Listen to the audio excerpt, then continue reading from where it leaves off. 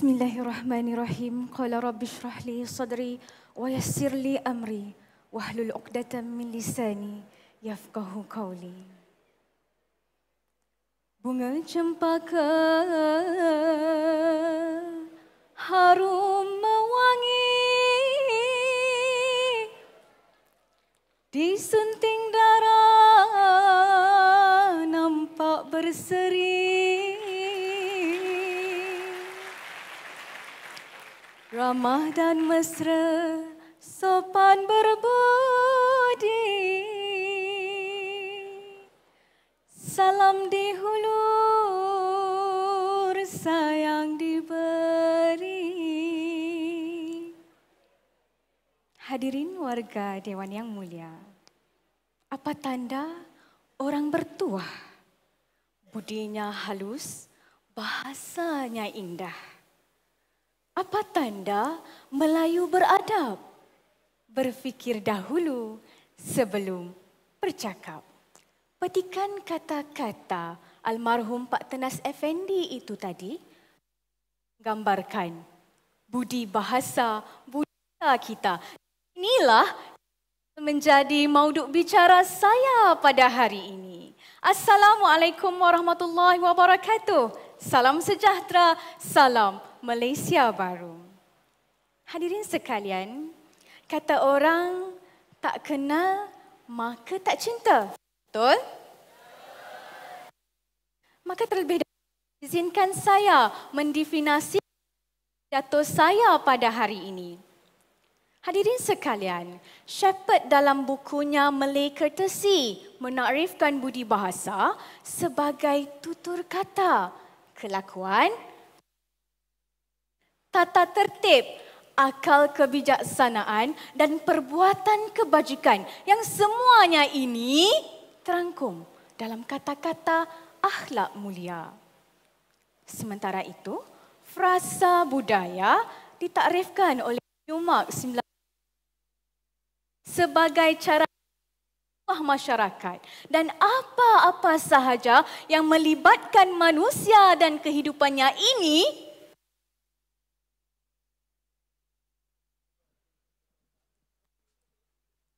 secara dan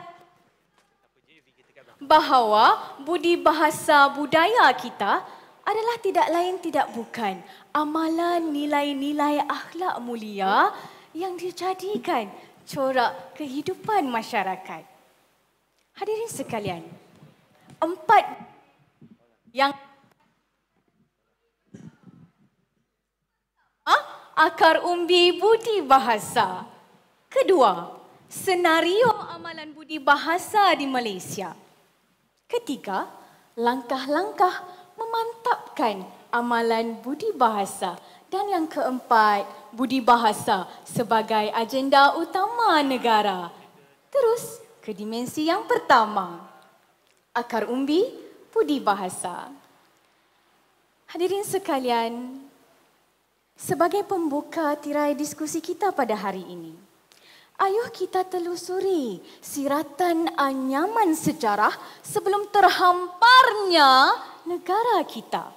Dan apabila ingatan ini membawa kita ke ratusan tahun yang lalu, ternyata rupa-rupanya nilai berbudi bahasa inilah yang mendasari asas ketamadunan. Sejarah telah membuktikan antara ciri-ciri masyarakat sejak dari zaman dahulu lagi, semuanya dicerminkan oleh nilai-nilai berbudi bahasa dan berbudi pekerti tinggi. Maka atas kesedaran itu, kerajaan telah mengambil inisiatif memperkenalkan kempen budi bahasa budaya kita pada tahun 2005. Dan kempen ini dijenamakan semula 5 tahun selepas itu atas nama kempen budi bahasa dan nilai-nilai murni. Adakah usaha kerajaan ini terhenti di sini? Tidak sama sekali. Kerajaan melalui usaha Kementerian Perpaduan, Kebudayaan, Kesenian dan Warisan telah menggariskan bukan 1, bukan 2, Bukan 3 ataupun 4, tetapi 47 nilai murni yang seharusnya dijadikan amalan rakyat Malaysia. Dan saudara-saudari sekalian, penghayatan nilai murni ini hendaklah bersifat merentas masyarakat tanpa mengira aspek perbezaan kaum, bangsa maupun agamanya. Namun begitu, sayang 1000 kali sayang. Di manakah silapnya, di manakah pincangnya sehingga kempen ini terus layu walaupun telah 11 tahun usianya. Ini membawa kita ke dimensi kedua. Senario amalan berbudi bahasa di Malaysia kini. Hadirin sekalian, suka saya kongsikan bersama hasil kajian Institut Penyelidikan Pembangunan Belia Malaysia 2015 yang menyatakan rakyat Malaysia cenderung mengeluarkan kata-kata kesat yang tidak santun apabila memberikan pendapat dan komen tentang sesuatu isu. Benar atau tidak? Ya, hal ini jelas dapat kita lihat terutamanya di media-media sosial. Kebanjiran laman-laman sosial seperti Facebook, Twitter, Instagram dan banyak lagi ini sememangnya satu ruang dan peluang yang sangat bagus sekiranya masyarakat kita dapat menggunakannya dengan berhemah. Ruang dan peluang ini dapat digunakan untuk mengekspresi diri masing-masing. Malangnya, apa yang terjadi kini? Masyarakat kita lantang meluahkan apa sahaja yang terbuku di fikiran mereka hingga mengetepikan aspek kesantunan berbahasa. Hadirin sekalian, mengapa ini yang terjadi? Kini, matlamat berbahasa itu sekadar berfokuskan kepada penyampaian matlamat, penyampaian maklumat dan informasi semata-mata. Tidak kiralah bagaimana saya menyampaikannya, asalkan maklumat itu diterima dan dapat disampaikan dengan jelas, maka ianya dianggap sebagai sesuatu yang betul. Lantaran itu, aspek kesantunan bahasa terus dianaktirikan. Hadirin sekalian, biarpun kata orang, lihatlah pada apa yang diucapkan, bukan caranya. Namun begitu, tetaplah kata-kata yang indah dan sopan itu mencerminkan ketinggian peribadi seseorang. Hadirin sekalian, majalah Reader's Digest menunjukkan bahawa Bandaraya Kuala Lumpur yang kita banggakan itu tersenarai sebagai bandar ke-34 dari 36 buah bandar paling kurang sopan di dunia. Hal ini benar-benar memeranjatkan kita, merobek hati kita. Namun, inilah hakikatnya yang menunjukkan betapa pincangnya nilai budi bahasa ini dalam kalangan masyarakat kita pada hari ini. Adakah kita akan terus berdiam diri? Langkah-langkah memantapkan nilai berbudi bahasa ini perlu kita sama telusuri. Terus ke dimensi yang ketiga. Hadirin sekalian, pepatah Arab ada menyebut, didikan hendaklah dilakukan pada waktu kecil seperti memahat pada batu yang mana ianya akan kekal lama. Maka tamsilnya di sini, didikan nilai-nilai murni ini hendaklah dijalankan, diterapkan kepada anak-anak kita sejak mereka kecil lagi di rumah. Jelas jika kita dapat didik anak-anak kita dari awal lagi tentang kepentingan berbudi bahasa, ianya akan berkesan dan lebih efektif. Hadirin sekalian, ini juga selaras dengan pepatah Melayu kita yang ada menyebut, melentur buluh, biarlah dari rebungnya. Sedang rebunglah, hendak kita patah-patah. Jadi buluh, melepuh jari.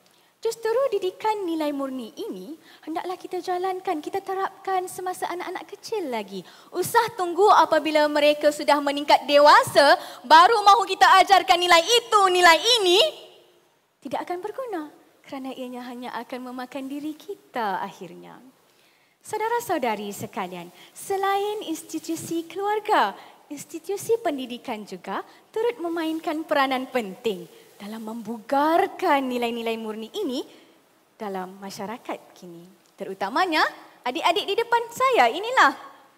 Okey, jadi pelaksanaan mata pelajaran seperti pendidikan moral, pendidikan agama Islam, pendidikan sivik dan kewarganegaraan dilihat sebagai satu platform yang ampuh dalam memastikan nilai-nilai murni ini dapat kita terap dan kita baca di sekolah. Apatah lagi kini, mata pelajaran pendidikan sivik dan kewarganegaraan bersifat merentas kurikulum, diserap dan digabung jalinkan bersama mata pelajaran lain. Tidak kiralah mata pelajaran bahasa Melayu, bahasa Inggeris, hatta matematik dan sains sekalipun, semuanya kita cuba gabung jalinkan, diterapkan dengan nilai-nilai murni ini. Hadirin sekalian, selain itu, kepimpinan melalui teladan juga adalah salah satu usaha yang perlu kita lakukan bersama. Hakikatnya negara kita masih memerlukan ramai lagi tokoh-tokoh negarawan seperti yang amat berhormat Syed Saddiq kita yang tidak segan silu mengutip sampah ketika menyaksikan perlawanan bola sepak di stadium. Dan kita juga berbesar hati dan berbangga mempunyai tonggak negara yang berjiwa rakyat, yang luhur budi pekertinya. Ini dapat kita lihat apabila baru-baru ini tular di media sosial apabila yang di Pertuan Agong kita sanggup menghentikan kenderaannya demi membantu mangsa kemalangan.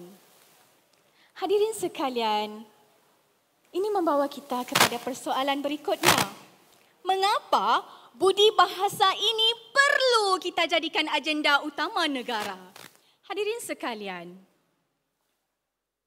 negara yang mempunyai masyarakat berbilang kaum dan multilingual seperti negara kita memerlukan elemen perpaduan untuk dijadikan teras dan tonggak kelestarian perpaduan negara.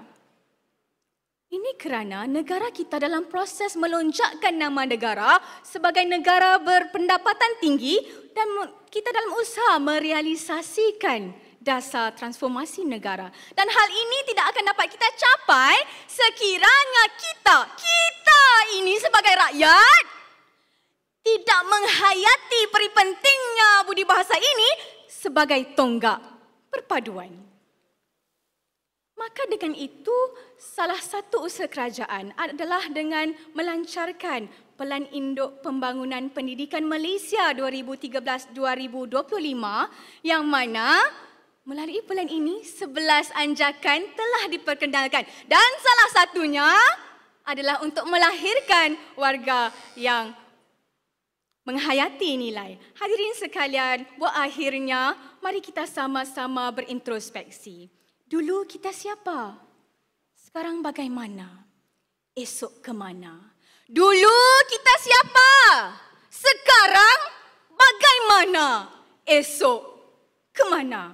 Anjakan paradigma lonjakan intelektualisme pastinya mampu melestarikan budi bahasa budaya kita. Sekian wabillahi taufiq wal hidayah. Wassalamualaikum warahmatullahi wabarakatuh. Baiklah, terima kasih kepada Pemirato atas hujahnya. Dengan ini dipersilakan Yang Berbahagia Puan Nur Azizah binti Haji Nur Rashid, Dekan Wydad University College untuk mengajukan soalan kepada Pemirato. Silakan. Okey, Assalamualaikum warahmatullahi wabarakatuh. Okey, saudari Siti Nur Fatihah, ya. So, sangat bertenaga persembahan awak pada hari ini, ya. Saya ingin bertanya satu soalan. Okey, berdasarkan kepada fakta yang saudari nyatakan tadi di mana kajian Institut Penyelidikan dan Pembangunan Belia Malaysia 2015 mendapati majoriti warga masyarakat cenderung mengeluarkan kata-kata yang kesat, yang tidak santun, terutama sekali melalui laman-laman sosial seperti Facebook, Instagram, Twitter dan sebagainya. So, apakah langkah yang perlu diambil bagi mengatasi masalah ini supaya ianya tidak berlaku? Baiklah, terima kasih. Assalamualaikum warahmatullahi wabarakatuh. Bertemu kita di arena ini.